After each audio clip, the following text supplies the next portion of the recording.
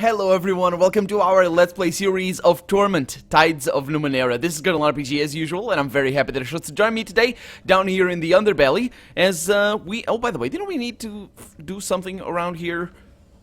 Didn't we need to find somebody?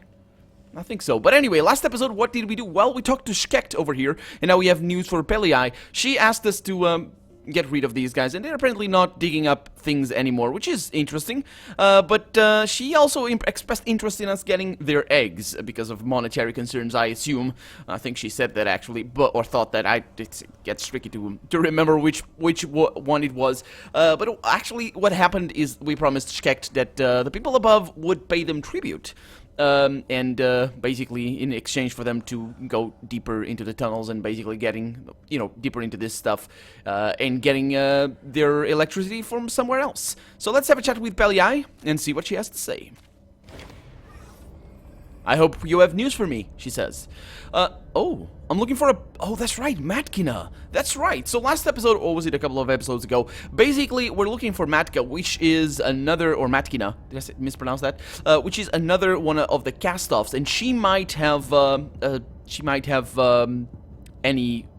clues regarding the little machine thing that we need to fix. So let's ask about that. The name is familiar, Pelii says, and pale humans are rare. One would imagine I might recall someone of that description. Alas, I do not. The White Death, she thinks. What does he want with her? Oh, she knows her. So you are familiar with Matka, aren't you? She holds up her hands. Only by reputation. May be that she found employment with the council at one time. I know no more. Okay. So the White Death, huh? I mean, she was an assassin, according to what we have learned so far, so that might be the reason, and considering she was an albino as well, so that makes sense. So yeah, I have news about the Stika. Can I tell her anything else? No. Let's go with that. Good news, I trust. Actually, yes, well, yeah, I've handled the negotiations with the Stika.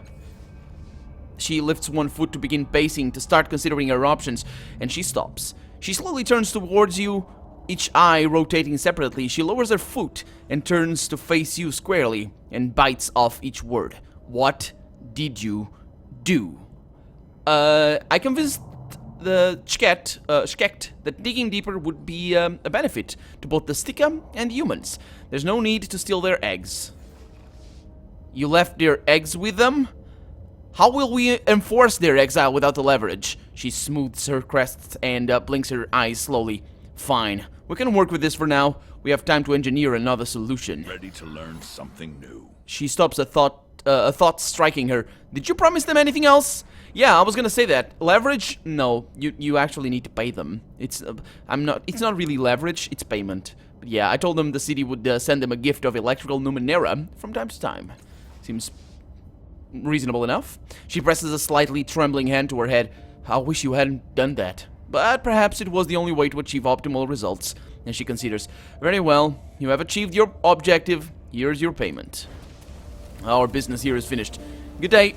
And she's off. And my mouse is nowhere to be seen. Oh, yeah, because she's leaving. Okay. Hey, Skekt. Can I talk to you again? Say things are going on? Egg friend, Skekt whistles. The smell of dust and closed air surrounds it. The creature is clearly glad to see you. Stick a dig deep like promise. Rock not as good there. The scent of a pocket of trapped gas arises, the equivalent of a shrug. But Skekt promises. Stick a move. Human want travel? Can you take me under the city? The Stika's bows almost scuttling. The warm smell of cooking rock rises from its back. Friend to Stika, yes. No pay for you. Free. Oh, really? You've moved your people deeper underground. Can you... I actually would like to go down there. But we have the... We have other places to go, but... what do the Stika use shins for? Humans sell Numenera. Call self Makella.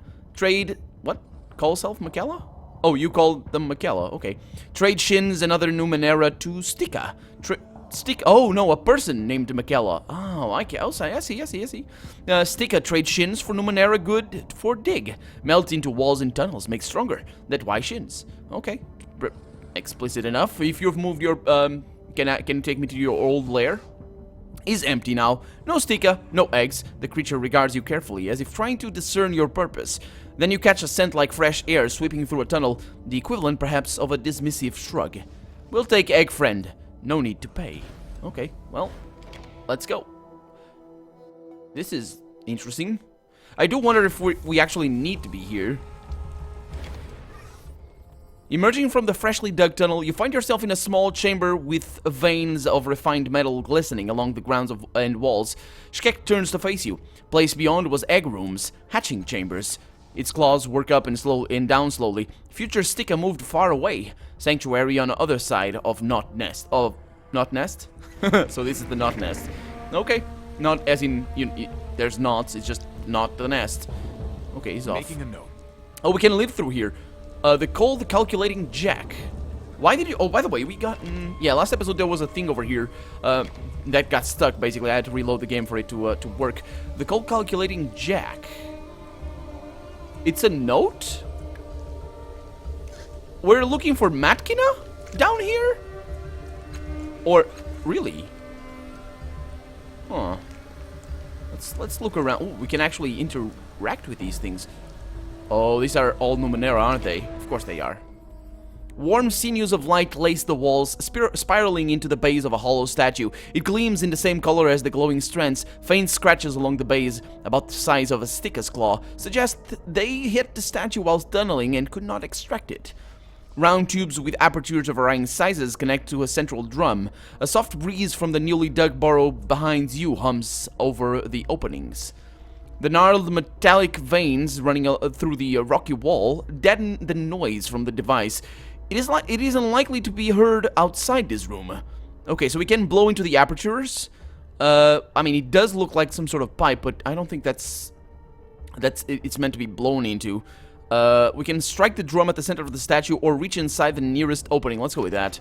Ooh, an encephalic rush. That is for, of course, yeah, healing intellect. Just inside the tube, you feel a piece of loose material. It pulls free with a light tug. Whatever technology the statue represents has been worn away by digging and time, but the fragments may still be useful to you. Again, two, actually. That's fantastic. Because we need that, actually. So... I could rest upstairs, or I could get more. Let's see what happens. I'm gonna blow into one of the apertures, see what happens. Your stomach flips as a wave of vibrating air buffets you for a fraction of a second. Golden light flows up from the seams into the statue, forming a looping pattern in the center of the drum. As the rumbling continues, energy coruscates along the veins in the rock, running into the device. After a moment, the sound gutters and dies away, but wispy tracings of the pattern continue to glow on the surface. It is approximately the size of a human hand, though the shape is more like a dozen tentacles. Okay, let's place our hand in the light tracings. Ready to learn something new. Well, apparently I just did. The same sound you heard before rattles your gut. It sputters but remains on, the acoustics having deteriorated over the millennia. Though the sound is intermittent, there's something fascinating about it that forces you to pay attention. You easily tear your focus away, but the effect might be stronger if the statue was fully intact, especially on a creature with non-human physiology.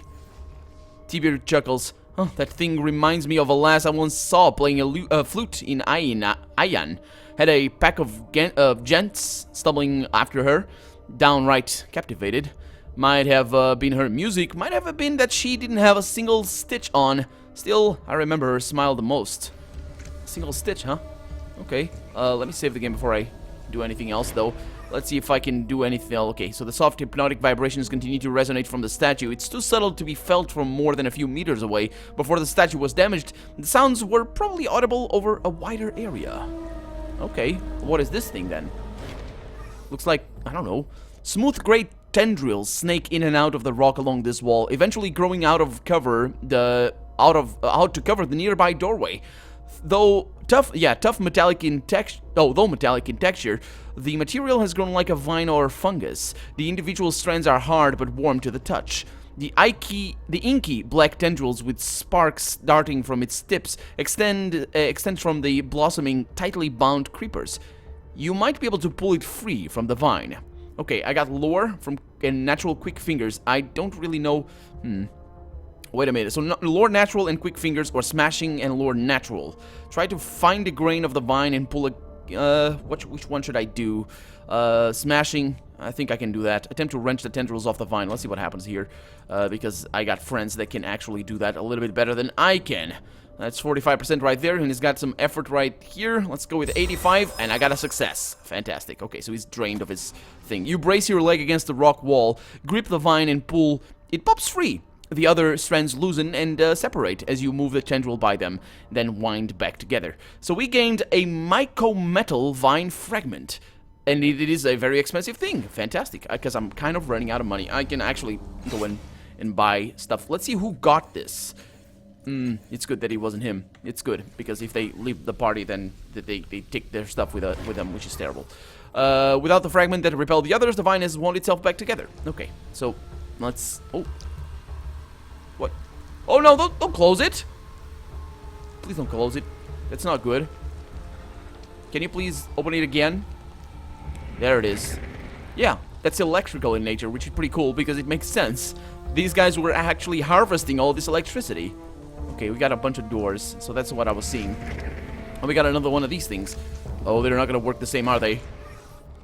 This device is larger and more pristine than the other statues you've found in these tunnels. Two rounded drums are driven deep into the stone floor. Traces of light swirl in dizzying patterns across their surfaces, knotting in and around each other in tight gyres, or gyres, I think gyres. These glowing threads are similar to the ones on the other statues you've seen, but much more complex. An almost inaudible hum permeates the air around the machine. So I can go with Loren Machinery, which I believe, let's step away for right now. I believe that's him. He also needs to level up, so let's take care of that. And alright. Okay, so he improved his skill. So I can bring up his machinery, his smashing. I'm thinking Loren Natural Endurance. Let's see. I think Loren Machinery is going to be what I want, because he's the only one that has that. And abilities unlocked. We got hard-earned knowledge. All of the party members gain plus 5% on Loren Machinery tasks, Loren Mystical tasks, and Loren Natural tasks. That's pretty interesting. Okay, so that's kind of a synergy. Of course, the Loren Machinery is not real. How did he gain that, though? I mean, the Loren Mystical, he doesn't have too much lore, so that's actually pretty good. And Loren Natural, so I'm gonna try and focus on myself on that. And while leaving tattoos is active, plus 50% movement speed. Oh, that's fast. That's pretty good. And plus 1 max effort, which is also pretty nice, because that's something that might come in handy. What do we have? Choose abilities to learn. I got Mind Barrier, that gains him 1 intellect pool and 1 armor. Okay, that's okay. Adaptation, 1 intellect. That's not 1 intellect pool, is it? It could be just an inconsistency or something. Let's see. Surround your allies with a cloud. Oh, no, it costs 1 intellect. Okay, so it gains plus 2 armor and plus 1 resistance, and that's for everybody? Or surround your allies with a cloud of nano spirits that will defend them against the damage. I think so. Consumes actor, so target allies in immediate area. Okay, so it's like an AoE thing. And over here, hook, snare a target with a grappling hook and pull them towards you. Consumes movement. That's pretty good. I like that. I like that over there, but this one, because it's passive, I think I'm gonna go with that. And oh wait, I can choose 2. Oh, that's fantastic then. This thing is basically, yeah, I'd rather have this thing, because I can use him to tank more than anything. So yeah, let's go with that. Not a whole lot of choice though, because, you know, 2 points to choose 3 things. Yeah, it's pretty good though. It's pretty good. At least I can get the stuff. And now I think I might be able to do something over here. We actually have big, quite huge intellect pools, or filled up intellect pools. Let's see. Let's go with Loren Machinery. That's going to be easy, because it's going to be... Oh, you're 55 at that, because you have the edge. Okay. But you are... Oh, but you don't have... Let's go with that. Okay, so he's out of his speed. Apparently that's speed. That goes for Loren Machinery. You slide your fingertips across the surface of both drums. Oh, it makes sense, actually. Drawing the strands of amber towards the center. Shuddering energy builds in the hollows of the statue. Your hands meet. A burst of golden light erupts from the machine. For a fraction of a second, your mind is wiped clean. Stunned. Really? Why would you do that? Did I get a fetter or something? What? No, I want to see if you got something. I don't think so. Did I... What did I get? Was it just to mess around with that? Yeah, I think it's just for us to mess around a little bit with that. That's okay. That's okay. That's an oddity over there. Can I try it again? The last lingering dregs of energy have drained from the machine. Okay. Well, let's go this way. Let's see how big this map is. Well, it's not too big. It is big enough for us to spend a little bit of time down here. Ooh. Really? The glowing statue emits a low hum that tugs lightly at your mind, trying to draw your attention. The sticker cannot seem to resist it as you can. Yeah, I can, apparently. Okay, so is that what... Oh. Is that what we're gonna do? This thing is definitely something over there. That's definitely something different than that. Yeah, turns that thing on. Whatever for. And we have ourselves an odd gloves. Or odd gloves. These 6-fingered gloves are completely and utterly achromatic. Their singular lack of color is nearly hypnotic. Is that how it works? That sounds weird. Because the lack of color would be black, right? Because it doesn't reflect the light. Because color is light. I might be mistaken about that. Also, there's stuff over here. I don't know if I'm gonna... This looks acidic, doesn't it? Of course. Oh, you can't get through! Are you How do you... Okay, I can't get through. Let's save the game. Let's try. Let's see. So, intertwined tendrils of strange vining metals are knitted themselves across the opening of this rock. But I can open it from here, I think. Yeah, I figured that would be acid. But I can't... Why can't I use it? Huh. Oh, I see. I see. Maybe I need to activate all these things. Sounds simple enough. Let's see. So this thing is activated. This thing doesn't activate. Yeah, it's drained. Can't use that yet. I wonder if I can use these things back here. No, probably not. I mean, that thing... Yeah, that thing is glowing. So, yeah. Okay, that we took a little bit of damage. It's all right. Doesn't matter. We're gonna rest anyway. What does this one work for? So is this like some sort of puzzle? I would think so. I mean, we're not getting the dialogues anymore. So that one... Okay, there's a passage down here. And another one of these machines. Did I get the other one? Yes, I did. Okay. And this thing is an oddity. Brood's ears. When you insert this set of plugs into your ears... Oh, boy. You can suddenly hear through the ears of another being. Pulling out the earplugs and reinserting them into your ears links you to a different individual. Overheard speech seems to be completely incomprehensible on an alien each time. I don't think that's what it is. I think those are just an MP3 player. That's an MP3 player or something to that extent. So I can't go back there. Let's try that again. I'm gonna save over here so we don't take too much damage. So I think I got stuck basically. I was trying to go there, but they don't cross the path. Oh, they do! Okay, fantastic. There we go. And that activates that. And this cannot be activated. So we need to take damage each time. That's fine with me. Everybody takes their little bit of acid damage. They do their, and we activated everything. Whatever for. Oh, no, no, no, no, look at that! It changed this thing. It changed this thing. Okay, so let's try that. No. Why? But it did change. It's now all lit up. It's all lit up now. The glowing statue emits a low hum that tugs lightly at your mind. So that's all the statues, right? That's what happens to all the statues once I activate them. Yeah, yeah, okay. So I don't know what it is for. Let me look at the map. Maybe I can figure something out. Or this is the way, I suppose. I mean, right? The way out is through the other one, through the other exit. Oh, this looks quite special. What? Where am I? Buried Crossroads. Okay.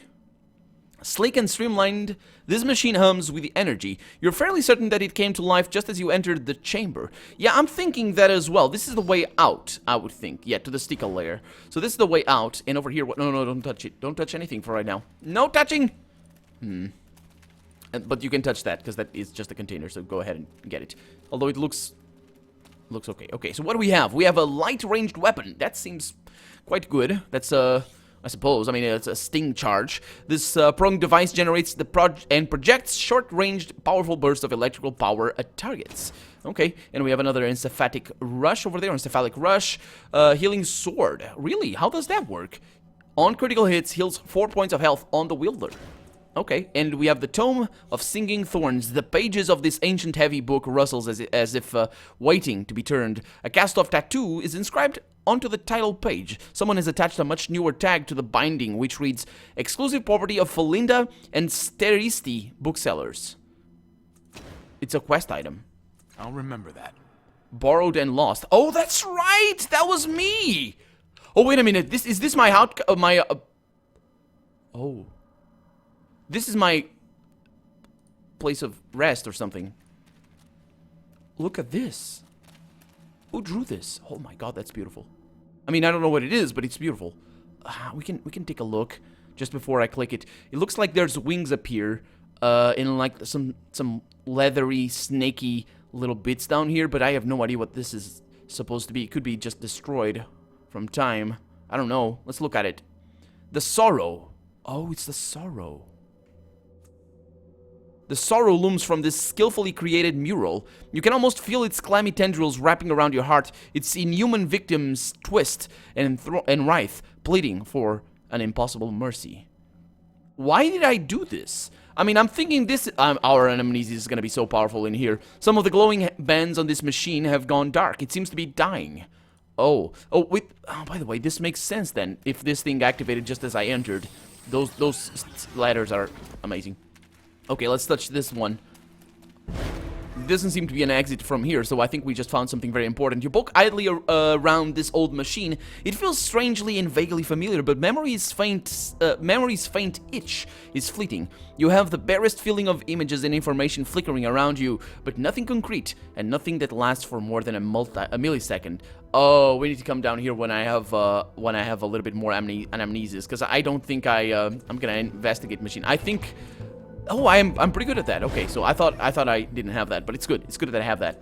Specializing, it's the best, especially for a Let's Play, because that way you can play it with a different specialization and also know, if you're playing this game, and you should, basically also know the stuff that I see, that you probably won't be able to see if you have a different character. You run your hands across the machine, try to lift it and interact with it in other ways, but nothing seems to work. It's a mystery to you. The flickering and incomprehensible data reminds you of Calistege. She'd likely know what to make of the device.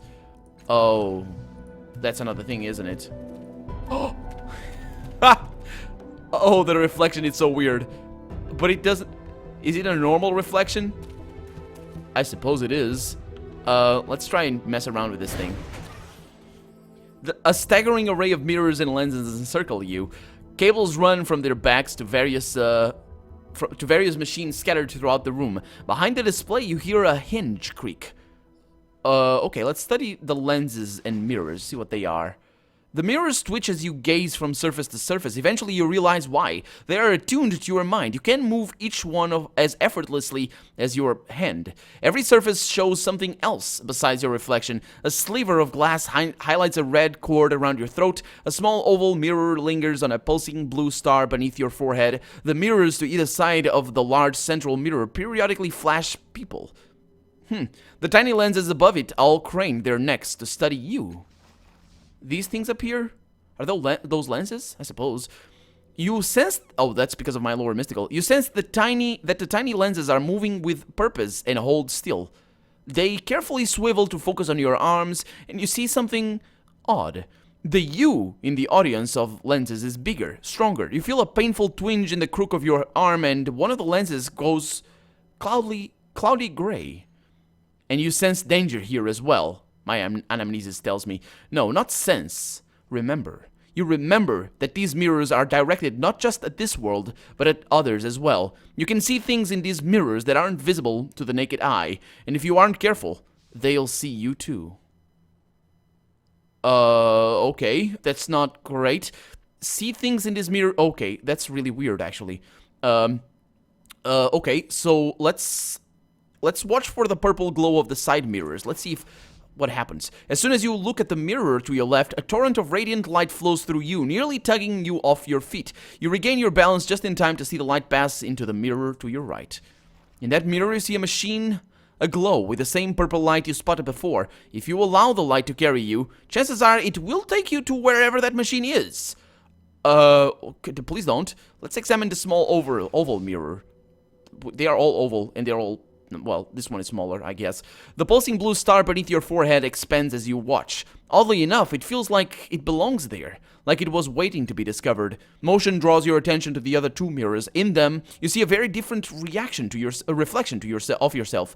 Pale clouds of blue light surround your hands. Feathery tendrils trail from every fingertip, flicking at the air. You raise your hand. Your reflection does as well, and suddenly, your head burns with the ache of the radiant object within. Okay,